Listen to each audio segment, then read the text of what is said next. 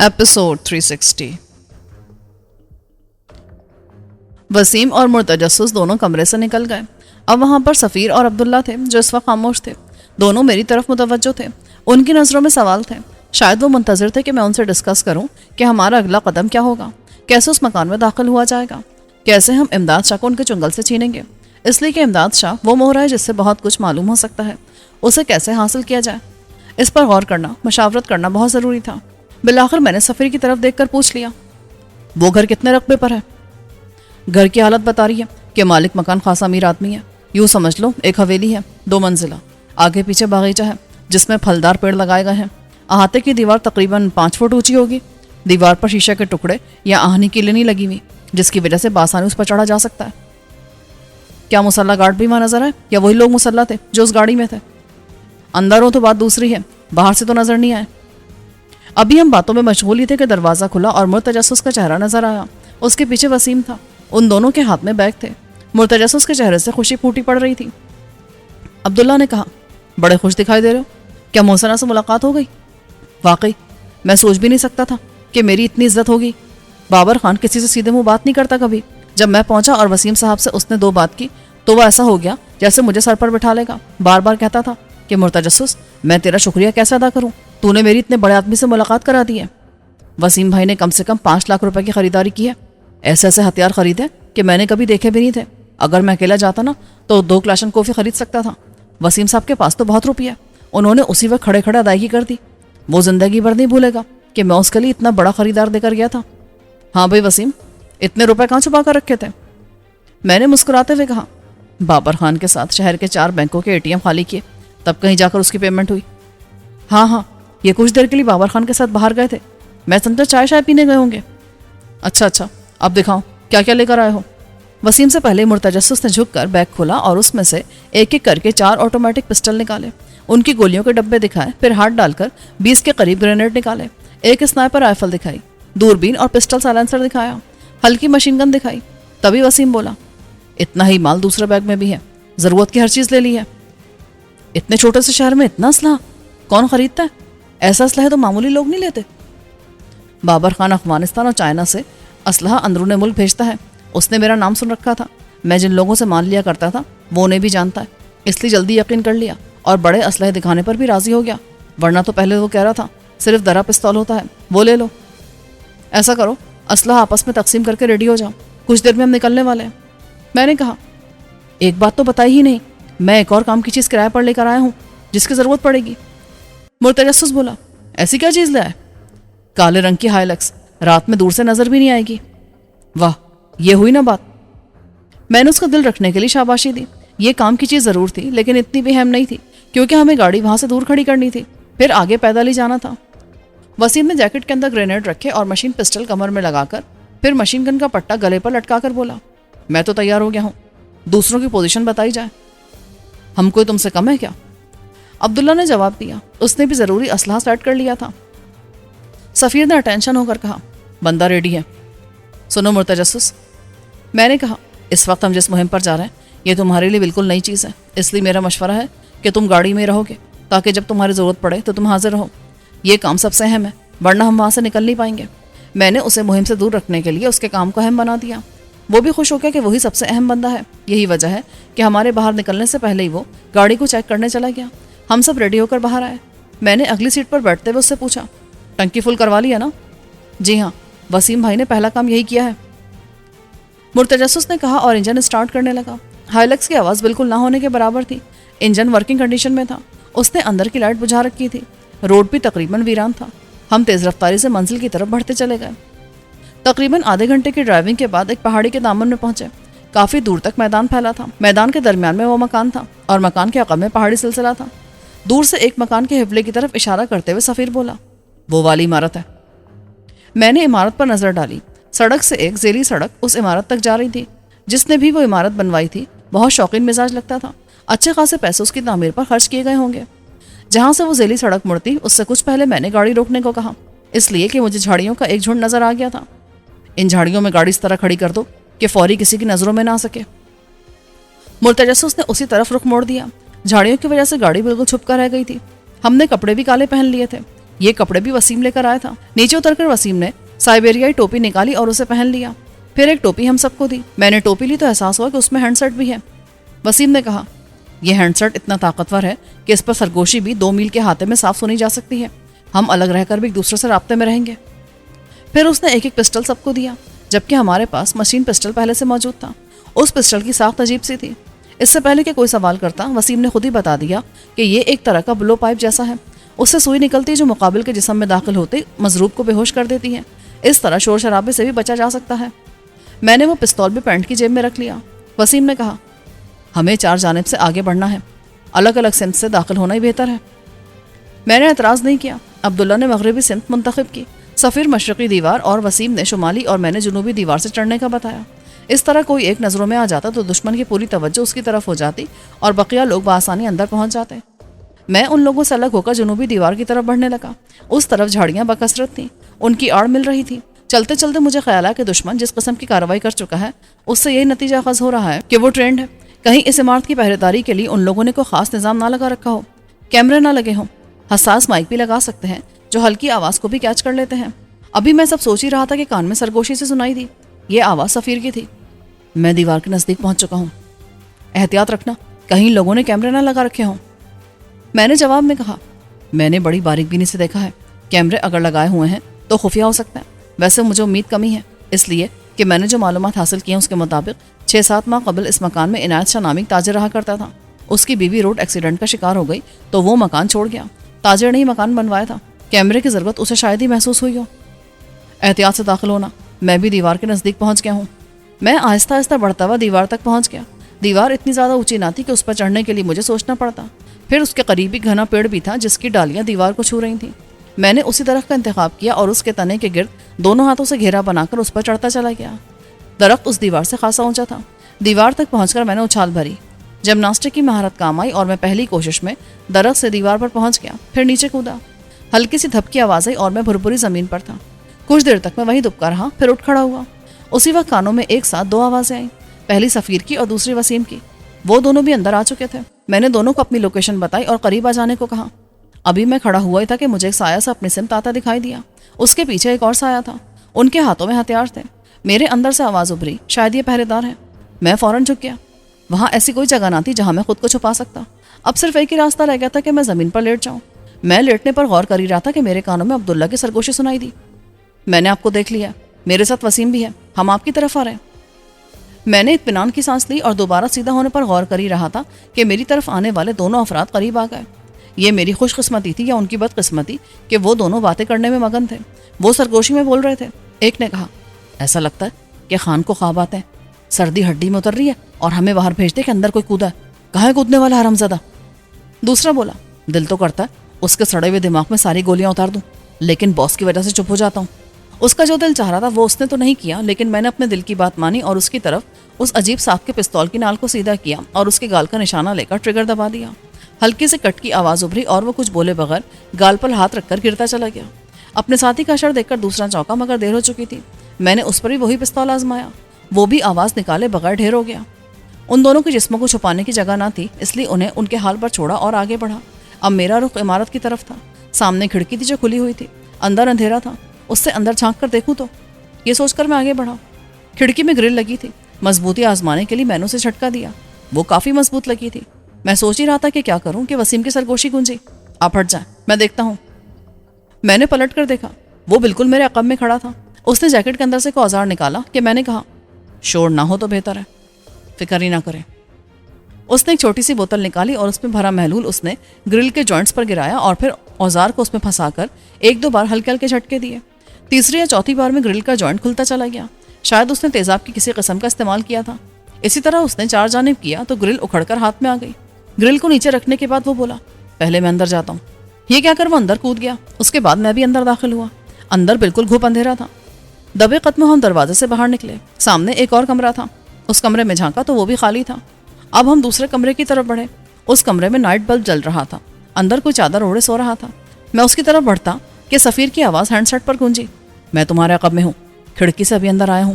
میں نے رخ تبدیل کیا ہی تھا کہ یک پورا کمرہ روشن ہو گیا۔ ایک ساتھ بہت ساری سرچ لائٹس جیسے جل اٹھی ہوں۔ ایسی روشنی پھیل گئی جیسے ہم کسی کرکٹ گراؤنڈ میں کھڑے ہوں اور اب میچ شروع ہونے والا ہو۔ روشنی ہوتی میرے پیروں تلے زمین نکل گئی. کمرے کے چاروں کونوں پر مسلح افراد کھڑے تھے. میں نے پلٹ کر دیکھا. سفیر بھی کمرے سے باہر بھوچنکا سا کھڑا تھا. اس کے پیچھے 2 مسلح افراد تھے. ان کے ہتھیاروں کا رخ اس کی طرف تھا اور وہ دونوں شاید پہرے دار تھے، اس لیے کہ ان کے جسموں پر نیلی وردی تھی. تبھی مائک کی آواز گونجی. تم سب اپنے اپنے ہاتھوں کو سر پر رکھ کر دیوار کی طرف منہ کر کے کھڑے ہو جاؤ. میں نے ادھر ادھر دیکھا تاکہ معلوم کر سکوں کہ آواز کا مخرج کہاں ہے. تبھی پھر وہی کھرکھراتی ہوئی آواز سنائی دی. سنا نہیں؟ ہری اپ، جلدی کرو. حکم کی تعمیل ضروری تھی. میں نے اپنے دونوں ہاتھوں کا سر پر رکھا ہی تھا کہ سفیر اور اسیم نے بھی اپنے ہاتھ سر پر رکھ لیے. ہم تینوں قطار سے کھڑے ہو گئے. تبھی ان میں سے ایک نے حکم دیا. اوے آگے چل. حکم دینے والے کا چہرہ میں نہیں دیکھ پایا، لیکن اندازہ ہو گیا کہ وہ مقامی نہیں ہے. اس کا لب و لہجہ بھی پاکستانی نہیں تھا. اس بندے کے حکم دینے کے بعد ہی کسی نے میری پیٹھ پر رائفل کی نال لگا کر کہا، سنا نہیں؟ آگے بڑھو. میں نے پہلا قدم اٹھایا تھا کہ سنگل موڈ کا فائر ہوا. دھماکے کی گونج ابھی ختم بھی نہ ہوئی تھی کہ کلاشن کا برسٹ چلا. میں سمجھ گیا کہ عبداللہ پر فائر ہوا ہے یا پھر عبداللہ نے فائر کیا ہے، اس لیے کہ وسیم اور سفیر تو میرے ہی ساتھ تھے. ایک وہی باہر رہ گیا تھا. مجھے رکتے دیکھ کر رائفل کی نال دوبارہ میری کمر میں چبھی اور کسی نے غرا کر کہا، ابے آگے کیوں نہیں بڑھتا؟ ہاں سن لیا. نال سے گدگدی تو نہیں کرو. بڑھ رہا ہوں آگے، لیکن یہ باہر پٹاخے کیوں پھوٹ رہے ہیں؟ تیری بارات آ رہی ہے، ماحول سوچ رہا ہے. ابھی سارا ماحول نکل جائے گا. کسی نے جواب میں کہا اور پھر کسی اور سے بولا، جا کر باہر دیکھ کیا ہو رہا ہے. ابھی تو تم نے کہا کہ تمہاری بارات اتری ہے، اتنی جلدی بھول گئے؟ بھائی میاں بولتے رہو، تمہارا بولنا بہت اچھا لگ رہا ہے. وسیم نے اسے چھڑا. خاموشی سے آگے بڑھ ورنہ تیرے سر میں روشن دان بنا دوں گا. ایک دم فرسٹ کلاس، ہوادار. ادھر سے ہوا جائے گی، ادھر سے نکلے گی. ایک دوسرے رائفل بردار نے کہا اور پھر اس نے مجھے آگے دھکیلا. میں آگے بڑھا تو پھر ایسا لگا جیسے اس میں دھکا دینے کی مشین فٹ ہو گئی ہے. وہ مسلسل دھکے دینے لگا. آگے بڑھتے ہوئے میں سیڑھیوں تک پہنچ گیا. باہر سے گولیوں کی آوازیں ابھی تک آ رہی تھیں. اندر والے مطمئن تھے، جیسے انہیں یقین ہو کہ حملہ کرنے والے کسی بھی حالت میں کامیاب نہیں ہو پائیں گے. شاید اسی لیے ان کی پوری توجہ ہماری طرف تھی اور وہ ہمیں رائفل کی نال سے دھکا دیتے ہوئے آگے بڑھنے پر مجبور کر رہے تھے. اب ہم سیڑھیوں تک پہنچ گئے تھے. 4.5 فٹ چوڑی سیڑھیاں اوپر کی طرف جا رہی تھیں. دھکا کھا کر میں اوپر کی جانب بڑھا. ایک کے بعد ایک سیڑھیاں چڑھتے ہوئے بلاخر اوپری منزل پر پہنچ گیا. مجھے دھکیلنے والے نے کہا، الٹے ہاتھ پر جو کمرہ ہے اس میں داخل ہونا ہے. حکم کے مطابق میں اس کمرے میں مڑ گیا. وہ ایک کافی بڑا ہال نما کمرہ تھا. شاید اسے ڈرائنگ روم کے طور پر استعمال کیا جاتا تھا. 2 صوفہ سیٹ وہاں لگے ہوئے تھے. کمرے میں داخل ہوتے میری نظر جس پر پڑی اسے دیکھ کر میرے ہونٹوں پر مسکراہٹ کی لکیر کھنچ گئی. وہ امداد شاہ تھا جو ایک پانچے کا پتلون پہنے صوفے پر لیٹا تھا. اس کے برابر میں ایک اور بندہ بیٹھا تھا. دونوں کی نظریں مجھ پر جمی تھی. مجھے دیکھتے امداد شاہ بولا، ناصر خانہ یہی وہ بندہ ہے. ہمیں تو لگتا ہے پولیس کا افسر ہے. اسے نچوڑنے سے بہت کچھ معلوم ہوگا. اس کی بات ابھی ختم بھی نہ ہوئی تھی کہ باہر پھر برسٹ چلا. اب مجھے فکر ہونے لگی کہ عبداللہ عقل سے کام نہیں لے رہا. وہ اکیلا ہے، اسے احتیاط سے قدم اٹھانا چاہیے. ابھی میں یہی سوچ رہا تھا کہ امداد شاہ نے جیسے ناصر خان کے نام سے مخاطب کیا تھا وہ دانت پیس کر بولا، یہ پولیس افسر ہے تو اسے ذبح کرنے میں زیادہ مزہ آئے گا. اس کی ویڈیو بھی بناؤں گا اور نیٹ پر بھی ڈالوں گا تاکہ دوسرے پولیس والوں کو بھی سبق ملے. وہ جان لے کہ ہم سے ٹکرانے کا انجام کیا ہوتا ہے. پھر وہ اٹھ کر میرے قریب آیا اور میرے چہرے کو تھوڑی پر ہاتھ لگا کر اوپر اٹھاتے ہوئے بولا، بندہ تو مضبوط لگتا ہے، حرام کی خوراک کھاتا ہے نا. پھر اس نے میرے سر پر منڈی روسی ٹوپی کا کونا اوپر اٹھا کر کہا، واہ کیا کان ہے، بالکل گجک جیسے قرار ہے. انہیں چبا چبا کر مووی بناؤں گا تاکہ دیکھنے والوں کو زیادہ مزہ آئے، ہمارا معاوضہ بھی بڑھ جائے. وہ لوگ خوش ہو کر ڈبل پیسے دیں گے. میرا دل دھک سے رہ گیا کہ کہیں یہ ہینڈ سیٹ نہ دیکھ لے، مگر وہ تو ٹوپی کے ساتھ منسلک تھا اس لیے اس کو نظر نہیں آیا. اس نے میرے کان کی لو کو چٹکی سے پکڑا اور پھر اتنے شدید انداز میں انگوٹھے کے ناخن کو گڑا کر مسلا کہ میرے پورے جسم میں تکلیف کی لہر دوڑ گئی. بہت مزہ آئے گا، مجھے پولیس والوں کو اذیت دے کر ذبح کرنے میں خوب مزہ آتا ہے. اچھا یہی شوق میرا بھی ہے، لیکن ذرا الگ ہے. جس کی گردن پر میں چھری پھیرتا ہوں نا وہ جہنمی ہوتا ہے، اس لیے مجھے بھی بہت مزہ آتا ہے. وسیم اونچی آواز میں بولا، ایسا کرتا ہوں ابتدا تجھ سے ہی کروں گا تاکہ تم دیکھ سکو کہ مزہ کیسے آتا ہے تمہیں یا ہمیں. وہ وسیم کی طرف دیکھ کر بولا، ایک بار وطن کے نام پر ذبح ہو کر بھی دیکھنا چاہیے. وسیم چپ ہونے کو تیار ہی نہ تھا. ناصر شاہ بھی بڑ بولا لگ رہا تھا. وہ اپنی ہاں کے جا رہا تھا. انٹرنیٹ پر میں نے اپنی کئی کارگزاری کی کلپس ڈالی ہیں، وقت ملے تو دیکھ لینا. لیکن تم کیسے دیکھو گے کیونکہ اب تو تمہیں ذبح ہو جانا ہے اور تمہیں یوٹیوب دیکھنے کا موقع بھی نہیں ملے گا. مجھے خاموش دیکھ کر اس نے پوچھا، ابے تو بھی تو کچھ بول، تجھے کیسی موت پسند ہے؟ دیکھ بھائی اس سے نہیں مجھ سے پوچھ کہ مجھے کیسی موت پسند ہے. وسیم نے چٹکی لی، مجھے فرائیڈ چکن بہت پسند ہے. تیرے پاس کو میرے سائز کی کڑھائی اگر ہے تو اسے تیار کر لے. مجھے میری پسندیدہ موت چاہیے ہی چاہیے. ویسے ابھی تک یہی ہوا ہے کہ جو ہمیں موت دینے کا سوچتا ہے نا اسے خود موت مل جاتی ہے. बड़ा सूरमा बन रहा है। उसने अपने साथी की तरफ मुड़कर कहा, इसकी बातें सुन, इसे बड़ा घमंड है, इतना मार कि इसके जिस्म की एक एक बोटी पुकार उठे। मुझे माफ कर दो, अब मैं कभी पुलिस में शामिल नहीं होऊंगा, मैं इस्तीफा दे दूंगा। लगता है पुराने ड्रामेबाज हो, अच्छी एक्टिंग करते हो। वसीम ने फिर चोट की। मैं नहीं चाहता था कि वसीम ज्यादा बोले। नासिर की बातें सुनकर मुझे लग रहा था कि वो बड़ बोला अपनी बड़ाई साबित करने के लिए वक्त से पहले कुछ कर बैठेगा। वैसे रिहाई की क्या सूरत होगी, इस पर भी बात कर दो। मैंने पहली बार जुबान को हरकत दी। कोई सूरत नहीं, अब गोट हमारे कोर्ट में है, सिर्फ तुम लोग जवाब दोगे। पूछो, क्या पूछना चाहते हो? अभी सवाल जवाब का वक्त नहीं आया। वो टहलते हुए मुझसे दूर चला गया, फिर बड़ी तेजी से करीब आया और उल्टे हाथ का थप्पड़ मेरे मुंह पर मारकर बोला, तुम लोगों ने मेरे बहुत से आदमी मारे हैं, अब मैं सबका बदला लूंगा, एक एक शहीद का बदला। अबे जहन्नुमी कब से शहीद कहलाने लगे? वसीम ने फिर लुकमा दिया। अगर तुम खामोश ना हुए तो तुम्हें भी अपनी शहीदों की खिदमत के लिए भेजना पड़ेगा। उसने वसीम के पास पहुंचकर उसके बालों को झटका दिया। मैंने कहा था ना, मुझे पुलिस वालों को अजियत देते वक्त बहुत मजा आता है। वतन दुश्मन सबसे ज्यादा अगर किसी से नफरत करते हैं तो वो फौजी होते हैं, इसलिए कि पुलिस वाले वतन के मुहाफिज होते हैं और चोर डाकुओं को खतरा मुहाफिज से होता है। तुम चोर हो या डाकू? मैं चोर या डाकू नहीं, मुजाहिदे वतन हूं। नासिर बोला, मुझ पर तशद्दुद हो तो कबूल है, लेकिन मेरे सामने मेरे किसी एक साथी पर भी कोई तशद्दुद करे ये मुझे मंजूर नहीं है। मेरे अंदर गुस्से की एक तेज लहर उठी और मैंने बंधे हाथों को झटका दिया। कभी कभी किस्मत मौके पर साथ दे जाती है, जब सारे रास्ते बंद होते हैं। उस वक्त भी यही हुआ। ये झटके का असर था या रस्सी की गांठ बांधने वाले का कसूर कि गांठ ढीली पड़ गई। दूसरा झटका गांठ से बर्दाश्त न हुआ और मेरा हाथ आजाद हो गया। मैंने एक लम्हा भी जाया ना किया और सामने खड़े बंदे पर उछल के जा पड़ा। उसके पिस्तौल को छीनता हुआ दूसरे बंदे पर गिरा। बस ये 1 मिनट का खेल था। वो समझ भी ना पाए होंगे और मैं 3 बंदों को धकेलता हुआ कमरे से बाहर ले गया था कि कमरे में धमाका हुआ और साथ ही नासिर की मकरू आवाज गूंजी, बहुत हो गया, अगर अपने बंदों की जिंदगी अजीज है तो पिस्तौल फेंक दो, वरना ये वाली गोली तुम्हारे इस बड़बोले साथी के सर में घुसेगी। उसी वक्त वसीम की आवाज आई, अगर गोली चला सकते हो तो चलाओ, मैं भी तो देखूं तुम सिर्फ ड्रामेबाज हो या गोली भी चला सकते हो। ये कहकर वसीम ने कहकहा लगाया। उसने नासिर को मजीद मुश्तैल कर दिया। वो चीख कर बोला, अभी तक तेरी मुलाकात किसी चीदार से हुई नहीं है, आज मैं तुझे दिखाऊंगा कि तशद्दुद किया कैसे जाता है। तशद्दुद किसे कहते हैं तुझे इसका पता है क्या? सफीर ने चीख कर कहा, तशद्दुद ऐसे किया जाता है। इस आवाज के साथ ही धप की आवाज आई। शायद उसने पैरों का इस्तेमाल किया था और कोई सफीर की लात खाकर गिरा था। बगैर सोचे समझे लाहे अमल तैयार किए बिना जब इंसान कोई कदम उठा लेता है तो उसका अंजाम यही होता है। मेरी जल्दबाजी ने मेरे दोस्तों की जिंदगी पर खतरे मंडा दिए थे। वो सब भी जज्बाती हो उठे थे। अभी मैं सोच ही रहा था कि अंदर से फायर की आवाज सुनाई दी और वसीम की चीख गूंजी। घबरा कर मैंने आवाज दी, इमदाद शाह, अपने बंदे को रोक लो, मैं अंदर आ रहा हूं। नहीं, पहले पिस्तौल फेंको, वरना दूसरे वाले पर भी फायर करने वाला हूं मैं। नासिर ने चीख कर कहा।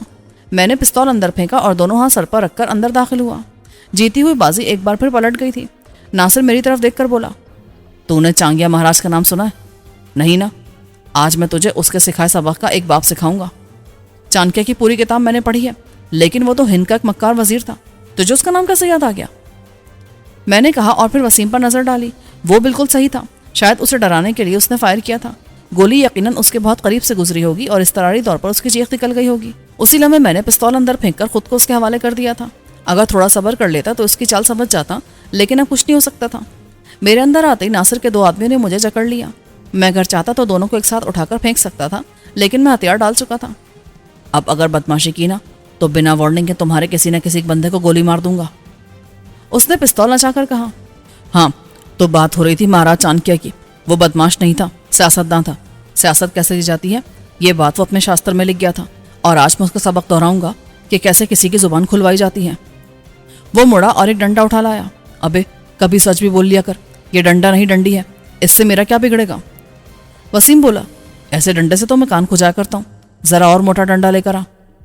अभी तो तू इसको संभाल। ये कहकर उसने पागलों की तरह वसीम पर डंडे बरसा दिए। मुझे शदीद गुस्सा आ रहा था। गुस्से की वजह से मैं मुसलसल हाथ की कलाइयों को मोड़ रहा था। बंधन ढीले करने की कोशिश कर रहा था, लेकिन रस्सी नायलॉन की थी। जितनी कोशिश कर रहा था उतनी ही गोश्त में उतरी जा रही थी। यही हाल सफीर का था। वो अब रस्सी से आज़ाद ना होने की वजह से जुबानी जंग पर तैयार हो गया था। उसने भी चीख चीख कर उसे बुरा भला कहना शुरू कर दिया। हैरत की बात थी कि सिर्फ वही एक बंदा एक्शन में था। जुबानी हमले भी वही करा था, बाकी सब खामोश थे। उस वक्त मेरा जहन इतना बेकाबू था कि मुझे उसका नाम भी याद नहीं आ रहा था, जबकि कुछ ही देर पहले इमदाद शाह ने उसका नाम लिया था। नासिर शाह कहकर मुखातिब किया था। अब अगर हिम्मत है तो मेरे हाथ खोल दे, फिर देख मैं तुझे कैसा सबक सिखाता हूँ। वसीम ने कहा, अगर इसकी रस्सी नहीं खोल सकते तो फिर मेरी रस्सी खोल दो, मैं तुम्हें सबक सिखाता हूँ। सफ़ीर चीखा। वो रुक गया। मैंने बेचारगी से वसीम की तरफ देखा। तेरी बारी भी जल्द आएगी, पहले इससे निमट लूँ। नासिर ने कहा। मैंने कमरे का जायजा लिया। हमारे इर्द गिर्द पूरी तरह मुस्तैद कई अफराद गने ताने खड़े थे। वो पहले से ज़्यादा होशियार थे। नासिर खाना, अकल से काम ले। ये सब एक साथ रहेंगे तो एक दूसरे को हौसला मिलेगा। पहले इनको अलग अलग कमरों में बंद कर, फिर एक एक करके सवाल जवाब कर। इमदाद शाह बोला। अब तक मेरी समझ में नहीं आता कि इन दोनों में से बड़ा कौन है। वैसे इमदाद शाह ने जो बताया था उसके मुताबिक तो नासिर शाह बड़ा था, लेकिन इमदाद शाह उसे इस तरह मुखातिब कर रहा था जैसे वो बड़ा हो। आपका हुक्म है तो ऐसा ही करता हूँ, चलो इस उर्मा। उसने मुझे आगे धकेला। बस 1 घंटे में तू फरफर बोलने लगेगा, पहले तेरा इलाज करता हूँ। मैं वसीम और सफ़ीर की वजह से बेबस हो गया था। वो मुझे आसानी से धकेलता हुआ एक बंद कमरे की तरफ ले जा रहा था। मैंने मुड़कर देखा कि उसके साथ कितने बंदे बाहर आए हैं और उनमें से कितने मुसल्लह हैं। नासिर के हाथ में सिर्फ डंडा था, लेकिन उसके पीछे 5 बंदे थे जिनकी गन का रुख मेरी तरफ था। मेरी जसारत ने उन सबको दहला दिया था। वो समझ रहे थे कि मैं अगर चाहूँ तो अकेला ही उन सबसे निमट सकता हूँ, इसलिए वो पूरी तरह मुस्तैद थे। ओए सुरमा, तुझे पता है अब मैं तेरे साथ कौन सा सलूक करने वाला हूँ? अगर नहीं पता तो सुन। ये कहकर उसने डंडा मेरी पीठ पर बजाया। ये वाला कमरा हम किस काम के लिए इस्तेमाल करेंगे, अभी तक इसका फैसला नहीं हुआ था, इसीलिए खाली पड़ा था। उसने डंडे से ही दरवाज़ा खोला। वो कमरा बिल्कुल खाली था। एक दूसरा दरवाज़ा भी सामने था जो यकीनन गैलरी में खुल रहा होगा। उसने मुझे कमरे में धकेलने के बाद कहा, यहाँ आसपास कोई आबादी नहीं है। आते वक्त देख ही लिया होगा कि दूरों नज़दीक सिर्फ वीरान मैदान है या पहाड़ियाँ हैं, इसलिए यहाँ से किसी को मदद के लिए बुलाना भी चाहेगा ना तो कोई नहीं आएगा। इसलिए हमने इस घर को पसंद किया था। अब इस घर में सिर्फ तुम सबकी चीखें गूंजेंगी और मेरे कहकहे। अभी उसका जुमला ख़त्म भी ना हुआ था कि उसके अक़ब में किसी के गिरने की आवाज़ आई। उसके साथ ही मैंने पलट कर देखा। उसके पीछे आने वाले मुसल्लह बंदों में से एक गिरा था। नासिर ने उसे गाली देकर आवाज़ दी, लेकिन जवाब की जगह दूसरा बंदा गिरा। तभी तीसरा बंदा बोला, यहाँ कोई है जो बेआवाज़ पिस्तौल से फायर कर रहा है। अबे! उसने बोलने वाले के साथ अपने रिश्ते का ऐलान किया और चीखा, अगर कोई गोली चलती तो खून बहता ना। देख क्या हुआ इन दोनों को। उसकी आवाज़ पर तीसरा बंदा उधर बढ़ा ही था कि वो भी धप से गिर पड़ा। उसके साथ जो बंदा था वो भी गिरा। एक एक करके 5 गिर पड़े। अब सिर्फ नासिर रह गया था। मैंने उस पर छलांग लगा दी, अपने सर को उसकी नाक पर मारा। टक्कर ऐसी थी कि उसकी नाक का भुरता बन गया होगा। वो चीखना चाहता था मगर उसके मुंह से सिर्फ खून की धार निकली। यकीनन उसके सामने के दांत भी टूट गए थे। इतनी देर से मैं खुद पर जब्त किया हुआ था। मैंने दोबारा उसके चेहरे पर सर मारा। वो उलट कर गिरा था कि अंदर कमरे से भी किसी के गिरने की आवाज़ के साथ ही किसी की आवाज़ सुनाई दी। अरे इसे क्या हुआ? बोलने वाला शायद उधर बढ़ा ही था कि कोई और गिरा। साथ ही सफ़ीर की आवाज़ सुनाई दी, शाबाश, जीते रहो, पूरी बाजी पलट के रख दी। मैंने उस कमरे के अंदर की तरफ देखा। 2 बंदे ज़मीन पर गिरे थे और इमदाद शाह उनमें से एक की राइफल पर झपटा ही था कि वो भी ज़मीन पर गिर पड़ा। मैं समझ गया कि अब्दुल्ला एक्शन में आ चुका है, इसलिए कि वही बाहर रह गया था। मेरी नज़रों से ढूंढ रही थी। यकायक मुझे टोपी में लगे हैंडसेट का ख्याल आया। मैंने उसे सरगोशी में पुकारा ही था कि सामने वाली गैलरी का अधखुला दरवाज़ा पूरी तरह खुल गया और मैं हैरान रह गया। अब तक मैं यही सोच रहा था कि दुश्मनों को एक के बाद एक बेहोशी की नींद सुलाने का काम अब्दुल्ला अंजाम दे रहा है, लेकिन दरवाजे के दरमियान ब्लो पाइप जैसा काम अंजाम देने वाला प्लास्टिक से बना पिस्तौल मुर्तजस्सुस के हाथ में था। वो गैलरी से कमरे में दाखिल हो रहा था। उसने अंदर आते ही पूछा, कोई बचा तो नहीं है? नहीं। बाहर की पोजीशन क्या है? बाहर शायद ही कोई बचा हो, इसलिए क्योंकि एक के बाद एक अब्दुल्ला साहब और मैंने मुश्तरका कोशिश करके सबको सुला दिया है। तभी तो मैं इतने आराम से पेड़ पर चढ़ा और फिर वहां से कूदकर गैलरी में आ गया। मेरा भी यही ख्याल है। रावी अमनो चैन लिखता है, वरना फायर हो रहा होता। वसीम ने जवाब दिया और मुतजस्सिस से कहा, यार मेरी कमर में बड़ी जोर की खुजली हो रही है, जल्दी से मेरे हाथ खोल दो। मुतजस्सिस हंसता हुआ आगे बढ़ा और उसने बारी बारी वसीम और सफ़ीर के हाथ खोल दिए। वसीम मेरी तरफ आ गया। अब वो मेरे बंधन खोल रहा था। मैंने कहा, वक्त ज़ाया करने का कोई फ़ायदा नहीं। ऐसा करो, इन बोरियों को उठाओ और गाड़ी में डाल लो। क्या मतलब? क्या सबको? नहीं, सिर्फ इन दोनों को। मेरा इशारा नासिर शाह और इमदाद शाह की तरफ था। अच्छा ठीक है, वसीम ने कहा और बेहोश इमदाद शाह को अपने कंधे पर डाल दिया। फिर बोला, दूसरा वाला ज़रा मोटा और भारी है, उसे सफ़ीर उठाएगा। नहीं, मैं हूं ना। मुर्तजस्सिस ने नासिर को अपनी पीठ पर लादा। तभी मैंने कहा, वसीम जोश में है, तुम होश से काम लो, इसे रहने दो। तुम वसीम के साथ डंडा डोली करके इस बंदे को ले जाओ, इसे मैं और सफ़ीर उठा लेंगे। उन दोनों को हम गाड़ी तक लेकर आए। गाड़ी के करीब पहुंचकर मैंने देखा कि अब्दुल्ला पिछली सीट पर लेटा हुआ है। मैंने पूछा, क्या हुआ? कुछ नहीं, एक गोली रान को छूती हुई निकल गई है। दिखाओ, जख्म ज़्यादा गहरा तो नहीं है? नहीं जनाब, खून बहने लगा था, इसलिए रुमाल से जख्म को बांध लिया है। चलने फिरने से जख्म खुल जाता, इसलिए मैंने लेट जाना मुनासिब समझा। वैसे भी अब खून बंद हो चुका है। हम वापस अपने नए डेरे की तरफ जा रहे थे। रास्ते में मुझे याद आया कि मैंने तो मुर्तजस्सुस से पूछा ही नहीं कि वो फरिश्ता रहमत बनकर कैसे आ गया। मेरे सवाल पर उसने कहा, जब अंदर गोलियां चली तो मैं दुबक गया। अभी मैं अंदर बैठा सोच ही रहा था कि मुझे क्या करना चाहिए कि अब्दुल्ला साहब लंगड़ाते हुए पहुंच गए। उनको जख्मी देखकर मैं घबरा गया। नजदीक पहुंचते इन्होंने बताया कि अंदर सब फंस गए हैं। तब मैंने दिल में कहा, क्या मुझे कुछ करना है, वरना आप सब मारे जाएंगे। फिर मैंने अब्दुल्ला साहब से कहा कि मुझे एक पिस्तौल दे दें, मैं अंदर जा रहा हूँ। तब उन्होंने 2 पिस्तौल दिए, एक से गोली चलती थी और दूसरे से बेहोश किया जाता था। मैं पिस्तौल लेकर हवेली में दाखिल हुआ और गेट पर खड़े पहले आदमी को निशाना बनाया। उसके बेहोश होते ही मैं शेर हो गया और सीधे रास्ते से अंदर जाने की कोशिश करने लगा। फिर मैं पेड़ के सहारे ऊपर चढ़ा। गैलरी में पहुंचकर झांका तो 3-4 बंदे आपको घेरे खड़े थे। मैंने एक करके उन्हें बेहोश किया और फिर गैलरी में आगे बढ़ा। वहां एक खिड़की थी जिससे कमरे का मंजर दिखाई दे रहा था। वहीं से मैंने कमरे के अंदर वालों को भी सुला दिया। वाह भाई, तुमने तो कमाल कर दिया, मैंने हंसकर कहा। फिर मैं वसीम से बोला, यार हम अभी भी खतरे में हैं। नेटवर्क आया नहीं हुआ है कि इमदाद शाह के साथ कितने लोग हैं। मेरा इरादा तो था कि इनके चेहरे से नकाब यहीं उतारूं, लेकिन मेरा दिल कहता है कि इनकी जड़ें पिंडी में है, मुर्शिद की खानका में, इसलिए इन्हें वहीं ले जाकर पूछताछ करूंगा। लेकिन इन्हें इस गाड़ी में ले जाना आसान नहीं है क्योंकि जगह कम है। हाँ, ये बात तो है। इस मसले को हल करने की जिम्मेदारी मुर्तजस्सुस की है। आप बेफिक्र हैं जनाब, एक और गाड़ी मेरी नज़रों में है, उसे एक हफ्ते के लिए ले आऊँगा। गुड, क्या अभी मिल जाएगी? बिल्कुल, आप लोगों को घर छोड़कर मैं निकल जाऊँगा। इस गाड़ी को वापस करूँगा, दूसरी ले आऊँगा। कैसी गाड़ी मुनासिब रहेगी? 4 व्हील लेना, कंडीशन अच्छी हो, पैसों की फिक्र मत करना। इंशाल्लाह मैं A1 गाड़ी लेकर आऊँगा, उसने हंसते हुए कहा।